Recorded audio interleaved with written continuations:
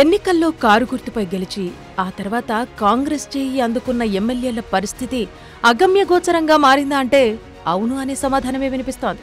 అధికార పార్టీ ఎమ్మెల్యేలా అన్ని వ్యవహారాలు చక్కబెట్టుకోవచ్చని అనుకుంటే సీన్ రివర్స్ అవుతోందట. బీఆర్ఎస్ నుంచి వచ్చిన 10 మంది ఎమ్మెల్యేలను అధికార కాంగ్రెస్ పార్టీ పెద్దగా గుర్తించటం లేదనే గుసగుసలు వినిపిస్తున్నాయి. సీఎం రేవంత్ రెడ్డితో పాటు పార్టీలోని ముఖ్య నేతలు, మంత్రులెవ్వరూ కూడా తమను పెద్దగా పట్టించుకోవటం లేదని పార్టీలోకి వచ్చిన 10 మంది ఎమ్మెల్యేలు తెగ ఫీల్ అవుతున్నారట. పార్టీ మారి తప్పు చేశామా అనే సందిగ్ధంలో పడిపోయారని టాక్. మరికొందరైతే తిరిగి గులాబీ గూటికి వెళ్తే ఎలా ఉంటుందనే ఆలోచన కూడా చేస్తున్నట్టు తెలుస్తోంది.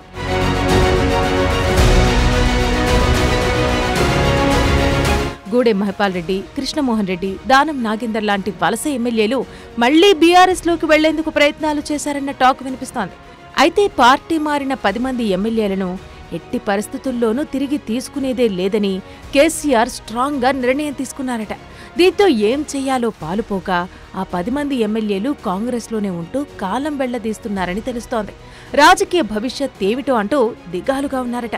ఇక అటు ఫిరాయింపు ఎమ్మెల్యేలపై అనర్హత వేటు వేయాలని కోరుతూ కేటీఆర్, పాడి కౌశిక్ రెడ్డి సుప్రీంకోర్టులో కేసు దాఖలు చేయడంతో ఏ క్షణంలో కోర్టు నుంచి ఎలాంటి తీర్పునిస్తుందో అని తెగ టెన్షన్ పడుతున్నారట.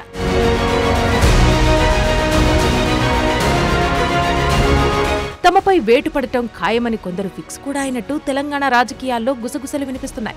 ఓవైపు కాంగ్రెస్లో ఉండలేక, మరోవైపు తిరిగి గులాబీ కూటికి వెళ్లలేక ఆ 10 మంది ఎమ్మెల్యేలు నానా ఇబ్బందులు పడుతున్నారని తెలుస్తోంది. 10 మంది ఎమ్మెల్యేల పరిస్థితి కక్కలేక మింగలేక అన్నట్టుగా ఉందట.